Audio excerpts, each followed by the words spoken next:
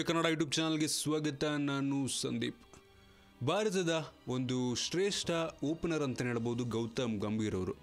ಈ ಗೌತಮ್ ಗಂಭೀರ್ ಅವರು ಟೀಮ್ ಇಂಡಿಯಾಕ್ಕೆ ಆಯ್ಕೆಯಾಗದಿರಲು ಕಾರಣ ಯಾರು ಅಂತ ಎಲ್ಲರಲ್ಲೂ ಒಂದು ಮಾತು ಕೇಳಿಬರ್ತಾ ಇದೆ. ಏನು ಅಂದರೆ, ಚಾಂಪಿಯನ್ಸ್ ಟ್ರೋಫಿಗಾಗಿ ಭಾರತ ತಂಡದ ಘೋಷಣೆಯನ್ನು ಮಾಡಲಾಯಿತು. ಇನ್ನು ಫಾರ್ಮ್ನಲ್ಲೇ ಇರುವಂಥ ಗೌತಮ್ ಗಂಭೀರ್ ಅವರನ್ನು ಕಡೆಗಣಿಸಲಾಗಿದೆ. ಇದಕ್ಕೆ ಕಾರಣ ಯಾರು? ಈಗೊಂದು ಪ್ರಶ್ನೆ ಗೌತಮ್ ಅಭಿಮಾನಿಗಳಲ್ಲಿ ಕೇಳಿಬರ್ತಾ ಇರುತ್ತೆ.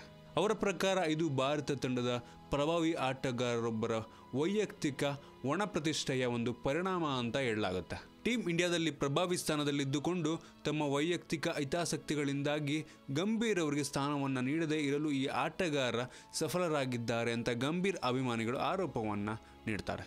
IPLನಲ್ಲಿ ಈ ಬಾರಿ ಅತ್ಯಧಿಕ ರನ್ನನ್ನು ಗಳಿಸಿರುವಂತಹ ಗಂಭೀರ್ ಅವರು ಒಂದು ಅವಕಾಶ ಸಿಗಬೇಕಿತ್ತು ಹೀಗೆಂಬುದು ಅಭಿಮಾನಿಗಳ ಒಂದು ಅಪೇಕ್ಷೆ. ಅಷ್ಟೊಂದು ಉತ್ತಮವಾಗಿ ಆಡದ ಶಿಖರ್ ಧವನ್ ಮತ್ತು ಮನೀಶ್ ಪಾಂಡೆ ಅವರಿಗೆ ಯಾಕೆ ಸ್ಥಾನವನ್ನು ನೀಡಬೇಕು ಅಂತ ಅಭಿಮಾನಿಗಳು ಸಾಮಾಜಿಕ ಜಾಲತಾಣದಲ್ಲಿ ಆಕ್ರೋಶವನ್ನು ವ್ಯಕ್ತಪಡಿಸ್ತಾ ಇದ್ದಾರೆ. ಹಾಗಾದರೆ ಗೌತಮ್ ಗಂಭೀರ್ ಅವರಿಗೆ ಟೀಮ್ ಇಂಡಿಯಾದಲ್ಲಿ ಸ್ಥಾನವನ್ನು ಕೊಡದೇ ಇರೋದಕ್ಕೆ ಯಾರು ಕಾರಣ? ಈ ಹಿಂದೆ ಒಂದು ಮಾತು ಕೇಳಿ ಬರ್ತಾ ಇತ್ತು. ಏನು ಅಂದರೆ, ಧೋನಿಯವರು ಈ ಒಂದು ಟೀಮ್ ಇಂಡಿಯಾದಲ್ಲಿ ಗಂಭೀರ್ ಅವರಿಗೆ ಸ್ಥಾನವನ್ನು ನೀಡ್ತಿಲ್ಲ ಅಂತ. ಆದರೆ ಈಗ ಕೊಹ್ಲಿ ಅವರು ಕ್ಯಾಪ್ಟನ್ ಆಗಿದ್ದಾರೆ. ಈಗಲೂ ಅವ್ರಿಗೆ ಏನಕ್ಕೆ ಸ್ಥಾನವನ್ನು ನೀಡಲಾಗ್ತಿಲ್ಲ ಅಂತ ಒಂದು ಪ್ರಶ್ನೆ ಮೂಡಿಬರುತ್ತೆ. ಕೊಹ್ಲಿ ಅವರು ಕೂಡ ಗಂಭೀರ್ ಅವರ ವಿರುದ್ಧ ಇದ್ದಾರಾ, ಅಥವಾ ಟೀಮ್ ಮ್ಯಾನೇಜ್ಮೆಂಟಲ್ಲಿ ಏನಾದರೂ ಪ್ರಾಬ್ಲಮ್ ಇದೆಯಾ? ಗಂಭೀರ್ ಅವರು ಇಷ್ಟೊಂದು ಫಾರ್ಮಲ್ ಇದ್ದರೂ ಏನಕ್ಕೆ ನಮ್ಮ ಭಾರತ ತಂಡದಲ್ಲಿ ಅವರಿಗೆ ಸ್ಥಾನ ಸಿಗ್ತಾ ಇಲ್ಲ?